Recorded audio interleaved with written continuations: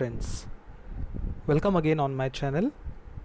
In the last video session we have seen the icebreakers and the introduction part of the author. The name of the author is Alfred George Gardiner. In this lesson today we are going to see on saying please, the lesson number 1.2 of 12th standard English textbook. Yes, but remember, you have to like my videos, subscribe my channel and press the bell icon button so that you will receive notifications of my upcoming videos. Okay, fine. Let's go towards the lesson. The title of the lesson is on saying please. आता या टायटलवरनं आपल्याला असं कळतं आहे की please हे जे सौजन्यपूर्ण व्यवहाराचा शब्द आहे, हा शब्द म्हटल्याने काय होतं किंवा काय होत नाही जर आपण तो शब्द नाही म्हटला तर, ह्या सगळ्या सौजन्यपूर्ण शब्दांचा विचार या धड्यामधून केला गेलेला आहे. सो ऑन सेईंग प्लीज, मग ही स्टोरी जी आहे तर या स्टोरीमध्ये जे कॅरेक्टर्स आहेत त्या कॅरेक्टर्सनी दुसऱ्या कॅरेक्टरकडनं अशी अपेक्षा केली की त्यांनी मला सॉरी म्हणावं, आणि त्यांनी जर नाही सॉरी म्हटलं तर त्याच्याबद्दल काही त्याला गुन्ह्याला शिक्षा वगैरे होत नाही, कारण ते शेवटी सौजन्यपूर्वक शब्द आहेत आणि प्रत्येकाने ते बोलायचे की नाही हा ज्याचा त्याचा प्रश्न असतो. तर मग बघूया की या लेसनमध्ये काय सांगितलं आहे की how to use the words of courtesy. Okay, so please या शब्दाबद्दल काय सांगितलं आहे या लेसनमध्ये. I'll read it. The young liftman in a city office who threw a passenger out of his lift the other morning. आता एका city office म्हणजे शहरामधल्या एका ऑफिसची ही घटना आहे, आणि त्या सिटी ऑफिसमधला जो लिफ्टमॅन होता, मग त्या लिफ्टमॅननी काय केलं, who threw a passenger out of his lift the other morning. Other morning means एका सकाळी त्यांनी काय केलं, जो एक पॅसेंजर होता लिफ्टमधला त्या पॅसेंजरला काय केलं, through out of his lift, आपल्या लिफ्टच्या बाहेर काढून टाकलं. And was find for the offence was undoubtedly in the wrong. आणि त्याला असं वाटलं की त्या पॅसेंजरला असं वाटलं की हे बरं नाही झालं, आपण कोणता असा गुन्हा केला की आपल्याला त्याच्यासाठी ही शिक्षा मिळाली, असं त्या पॅसेंजरला वाटलं. It was a question of please. तर मग का बरं ढकललं होतं त्या लिफ्टमॅननी त्या पॅसेंजरला. It was a question of please. फक्त प्लीज हा एक शब्द त्यांनी वापरला नसल्यामुळे पॅसेंजरनी.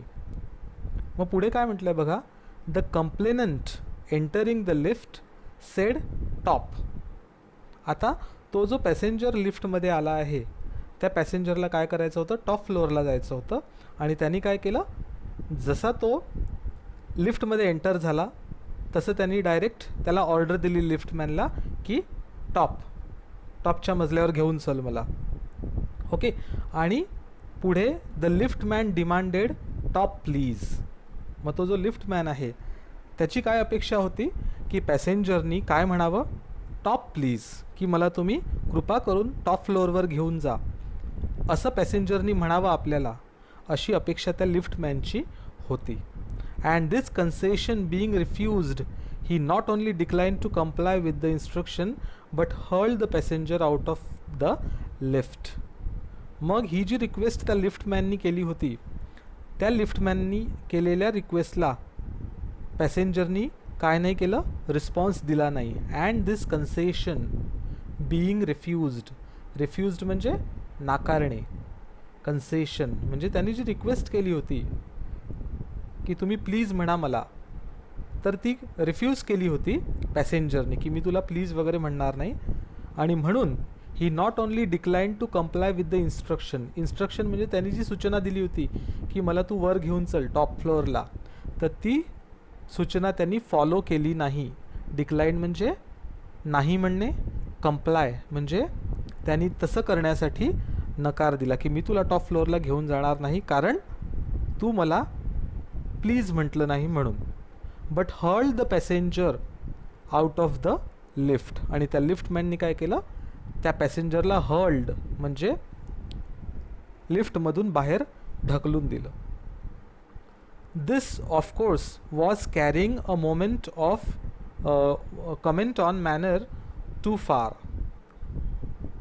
कमेंट ऑन मॅनर म्हणजे हा कशाचा प्रश्न होता, की मॅनर्स किंवा एटिकेट्स हे जे आपण पाहत असतो सोसायटीमध्ये, सो त्याचा हा प्रश्न होता की त्यांनी फक्त एक कमेंट केली नाही किंवा एक शब्द म्हटला नाही प्लीज, तर त्यामुळे हे सगळं घडलं. Discourtesy is not a legal offence. आता लीगल ऑफेन्स म्हणजे काय, गुन्हा. तो काही कायद्याने गुन्हा नाही आहे. काय, प्लीज न म्हणणं किंवा डिसकर्टसीनी वागणं, असौजन्याने वागणं हा काही कायद्याने गुन्हा नाही आहे. समजा कोणी आपल्याला नाही म्हटलं प्लीज तरी त्यांनी काही फरक पडणार नाही आहे. पण प्लीज जर कोणी म्हटलं तर आपण त्याचं काम लवकर करतो किंवा आनंदाने करतो. म्हणून त्या लिफ्टमॅनला असं वाटलं की पॅसेंजरनी आपल्याला प्लीज म्हणावं, आणि म्हणून तो म्हणतो की discourtesy is not a legal offence and it does not excuse assault and battery. नाव हे जे डिसकर्टसीचे शब्द असतात किंवा असौजन्याचे शब्द असतात, त्या शब्दांना काही कायद्याने गुन्हा आपण म्हणू शकत नाही. ओके, आणि and it does not excuse assault and battery. Assault and बॅटरीचं मिनिंग इकडे दिलं आहे, an attack which includes not only threats but also the actual use of violence. So assault म्हणजे शिवीगाळ करणे, आणि बॅटरी म्हणजे हात उगारणे, अंगावर येणे. Okay, so assault and battery. And it does not excuse assault and battery म्हणजे डिसकर्टसी जर कोणी आपल्याबद्दल वापरली तर धक्काबुक्की किंवा मारामारी करण्याची काहीही गरज नसते. If a burglar breaks into my house and I knock him down the law will acquit me. Okay, and if I am physically assaulted it will permit me to retaliate with reasonable violence. आता आपल्या घरची situation त्यांनी सांगितली आहे की if a burglar म्हणजे एखादा चोर आला, breaks into my house, माझ्या घरात जर एखादा चोर शिरला, and I knocked him down, जर मी त्याला खाली पाडलं, the law will acquit me. The law will acquit me म्हणजे मला कोर्ट काय करेल, अक्विट मी म्हणजे निर्दोष मानेल. का बरं निर्दोष मानेल, कारण मी स्वतःचा बचाव केला म्हणून. The law will acquit me. And if I am physically assaulted it will permit me to retaliate with reasonable violence. And if I am physically assaulted, जर माझ्यावर काय झालं, फिजिकली असॉल्ट झाला, हल्ला झाला, तर कोर्ट मला आणखी कशाची परमिशन देतं, की मी काय करीन, रिटॅलिएट म्हणजे त्यांनी जसं माझ्याशी केलं आहे वाईट कृत्य तसं मी त्याच्यासोबत करू शकतो, विथ रिझनेबल व्हायलन्स. व्हायलन्स म्हणजे हिंसा. ओके, सो तर जर त्यांनी मला अटॅक केला माझ्यावर तर मी पण त्याच्यावर अटॅक करू शकतो, आणि त्याबद्दल कोर्ट मला कुठलीही शिक्षा देऊ शकत नाही. It does this because the burglar and my assailant have broken quite definite commands of the law. Okay, so असं केल्याने काय होईल, समजा मी जर माझा बचाव करण्यासाठी चोराला मारलं तर त्याच्यामुळे काय होईल, it does this because the burglar and my assailant म्हणजे मी जो त्याच्यावर अटॅक केला आणि बर्गलरनी माझ्यावर जो अटॅक केला, या दोन्हीही गोष्टीमुळे have broken quite definite commands of the law. Commands of the law म्हणजे काही नियम जे आहेत ते मोडल्या गेलेले आहेत नक्कीच आमच्या या कृत्यामुळे, जर आपण एकमेकांवर हल्ला केला तर. But no legal system could attempt to legislate against bad manners. पण जर आपण कोणाबद्दल बॅड मॅनर्स वापरले तर त्याच्याबद्दल काहीही नियम नाही आहे. ओके, किंवा त्याच्याबद्दल काहीही लॉज नाही आहे. कोणी आपल्याला त्याच्याबद्दल शिक्षा देऊ शकत नाही जर आपण बॅड मॅनर्स वापरले तर. or could sanction the use of violence against something which it does not itself recognize as a legally punishable offense. म्हणजे could sanction the use of violence. Could sanction म्हणजे कबुली देणे किंवा परमिट करणे. Could sanction the use of violence against something which it does not itself recognise as a legally punishable offence. म्हणजे जरीही आपण कर्टसीचे शब्द नाही वापरले तरीही तो काही लीगल गुन्हा होत नाही. पनिशेबल म्हणजे शिक्षेचा आणि ऑफेन्स म्हणजे गुन्हा. Okay. And are sympathy with the lift man we must admit that the law is reasonable. Okay. So sympathy म्हणजे काय, त्या लिफ्टमॅनबद्दल आपल्याला काय आहे, सिम्पथी आहे, दया आहे. की काय, we must admit that the law is reasonable. म्हणजे लॉ जो आहे, नियम जो आहे तो कसा आहे, रिझनेबल आहे. की त्यांनी कर्टसीचे शब्द वापरायला पाहिजे होते की प्लीज मला टॉप फ्लोअरला घेऊन चल, असं त्यांनी म्हणायला हवं होतं पॅसेंजरनी. It would never do if we were at liberty to box people's ears because we did not like their behaviour. म्हणजे इट वुड नेव्हर डू म्हणजे हे कधीही चालणार नाही. काय चालणार नाही, if we were at liberty, जर आपल्याला स्वातंत्र्य असेल. लिबर्टी मीन्स स्वातंत्र्य. कशाचं स्वातंत्र्य, टू बॉक्स पीपल्स इयर्स म्हणजे लोकांच्या कानाखाली झापड मारण्याचं जर आपल्याला स्वातंत्र्य असेल.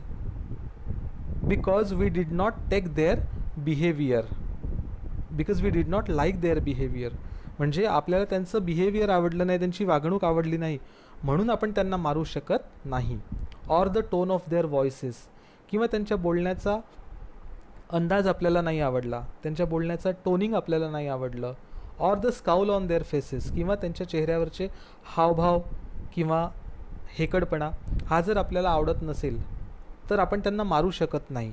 कारण काय, तो त्यांचा प्रॉब्लेम असतो की त्यांनी पुढच्याशी कसं वागायचं. त्याच्यामुळे त्यासाठी आपल्याला स्वातंत्र्य दिलं गेलेलं नाही आहे की मला याचा स्वभाव आवडला नाही म्हणून मी याला मारीन, असं आपण करू शकत नाही. Scowl on their faces, scowl means आत्ता मी काय सांगितलं, स्काउल ऑन देअर फेसेस म्हणजे त्यांच्या चेहऱ्यावरचे जे तेवर आहेत ते तेवर आपल्याला आवडत नसले तर आपण त्यांना मारू शकत नाही. Our fists would never be idle and the gutters of the city would run with blood all day. Fists means काय, आपलं जे मनगट आहे ते मनगट वुड नेव्हर बी आयडल, ते कधीही रिकामं राहायला नको. कारण काय, जर ते मनगट आपलं रिकामं राहिलं, हात आपला रिकामा राहिला तर काय होईल, या शहरातले सगळे गटर्स कशाने भरून जातील, blood all day, run with blood all day. म्हणजे जर एखाद्याने नाही वापरले कर्टसीचे शब्द तर आपण प्रत्येकाला मारत सुटू आणि आपण प्रत्येकाला मारल्यामुळे काय होईल, मग या शहरातले सगळे गटर्स कशाने भरतील, रक्ताच्या प्रवाहाने. Okay. I may be as uncivil as I may please and the law will protect me against violent retaliation. Okay. So I may be as uncivil, as uncivil means मी किती अनसिव्हिल होऊ शकतो, म्हणजे माझ्या मॅनर्स कितपर्यंत मी खाली जाऊ शकतो. I may be as uncivil as I may please म्हणजे मला पूर्ण सूट आहे की मी कितीही वाईट वागू शकतो. आय मे प्लीज मला जसं वाटेल तसं. And the law will protect against violent रिटॅलिएशन आणि नियम कसा आहे की रिटॅलिएशन. रिटॅलिएशन म्हणजे काय, जशास तसं, जर कोणी आपल्याशी वाईट केलं तर तसं वाईट आपण त्याच्याशी वागू शकतो असा लॉ आपल्याला परवानगी देतो.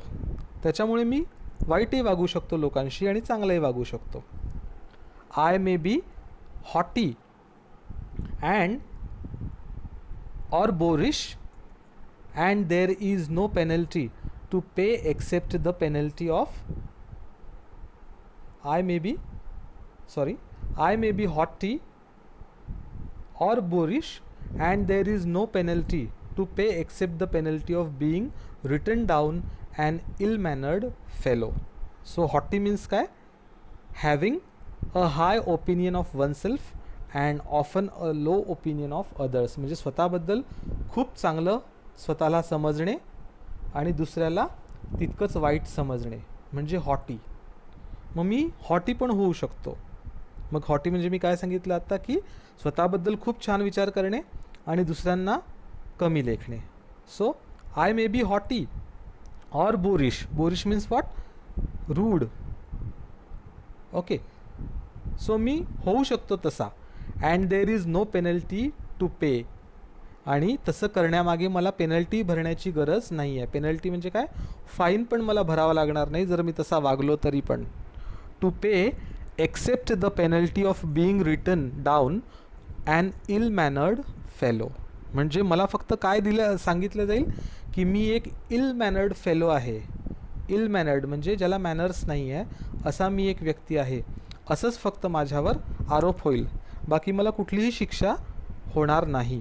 त्याच्यासाठी मला कुठलाही फाईन भरावा लागणार नाही जर मी कोणाशी हॉटी किंवा बोरिश वागलो तर. बोरिश मीन्स उद्धट, रूड.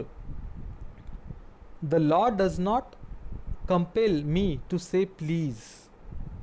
कोणी आपल्याला म्हणू शकतं का की नाही तू मला प्लीज म्हण नाहीतर मी तुझी कंप्लेंट करीन, असं कोणीही म्हणू शकत नाही. सो नियम असा आहे की कोणी आपल्याला प्लीज म्हणायला भाग पाडू शकत नाही. कंपेल मीन्स भाग पाडणे, जबरदस्ती करणे. So law does not compel me to say please or to attune my voice to other people's sensibilities. Sensibilities म्हणजे त्यांच्या विचारांशी माझा विचार जुळले पाहिजे ह्याची काही जबरदस्ती नाही आहे. Or to attune my voice to other people's sensibilities म्हणजे त्यांच्या सेन्सिबिलिटीजचा मला विचार करण्याची गरज नाही आहे. Any more than it says that I shall not wax my moustache or dye my hair or wear ringlets down my back. मग जास्तीत जास्त ते लोक काय बोलतील माझ्या माघारी? डाऊन माय बॅक म्हणजे माझ्या मागे ते काय लोक बोलतील की I shall not wax my मुस्टॅच म्हणजे मी क्लीन, मुस्टॅच म्हणजे मिशा. सो मी मिशा काढून टाकायला नको किंवा माझे केस डाय करायला नको किंवा रिंगलेट्स म्हणजे बोटांमध्ये अंगठ्या घालायला नको. हेच लोक माझ्या माघारी म्हणू शकतात. तर त्यांना म्हणू दे, मला त्याच्याशी काही घेणं देणं नाही. त्यांचे विचार आणि माझे विचार जुळतील असं कुठेही कंपल्शन नाही आहे. मला कोणीही भाग पाडू शकत नाही. It does not recognise the laceration of our feelings as a case of compensation. It does not recognise the laceration. Laceration means काय? आपल्या फिलिंगचं दुःख किंवा आपली फिलिंग कोणीतरी दुखवली आहे याची जाणीव होणे. It does not recognise the laceration of our feelings as a case for compensation. Compensation म्हणजे मोबदला देणे. सो माझ्या भावना कोणी दुखवल्या म्हणून त्यांनी मला मोबदला दिला पाहिजे असं कुठेही नियम नाही आहे. There is no allowance for moral and intellectual damages in these matters. There is no allowance. Allowance म्हणजे काय? कुठलाही मोबदला किंवा कुठलाही भत्ता तुम्हाला मिळत नाही. There is no allowance for moral and intellectual damages म्हणजे जर तुम्ही कोणाचं मन दुखवलं, मॉरल अँड इंटेलेक्च्युअल, ओके, बौद्धिक तुम्ही कोणाचं नुकसान केलं आहे किंवा नैतिक तुम्ही कोणाचं नुकसान केलं आहे, डॅमेजेस मीन्स नुकसान, ते जर तुम्ही केलं असेल तर तुम्हाला त्याच्यासाठी काही अलाउन्स भरणे गरजेचं नाही आहे किंवा फाईन भरणे गरजेचं नाही आहे किंवा कंपेन्सेशन देणं गरजेचं नाही आहे. कारण आपल्या समाजामध्ये असा नियमच नाही आहे की कोणाच्या भावना दुखवल्या तर त्याला आपण काहीतरी मोबदला दिला पाहिजे, असा कुठेही नियम नाही. त्याच्यामुळे प्लीज म्हणायचं की नाही म्हणायचं हा तो त्या पॅसेंजरचा प्रश्न आहे. त्याच्यामुळे त्यांनी जे टॉप म्हटलं, फक्त टॉप फ्लोअरला जायचं आहे मला, सो या गोष्टीचा राग त्या लिफ्टमॅनला आला आणि त्यांनी त्या पॅसेंजरला एवढंच म्हटलं की तू टॉप म्हणण्याच्या ऐवजी टॉप प्लीज असं का नाही म्हणाला, आणि म्हणून त्यांनी त्या पॅसेंजरला लिफ्टच्या बाहेर ढकलून दिलं. Okay, so in this lecture we will see up to this only because this lesson is a little bit lengthy, So we will make parts, different parts of it. Okay, so thank you for listening me patiently. If you do not understand the complete paragraph, uh, try to listen again and again, so that you will come to know what is there in the paragraph. Okay, thank you so much and goodbye.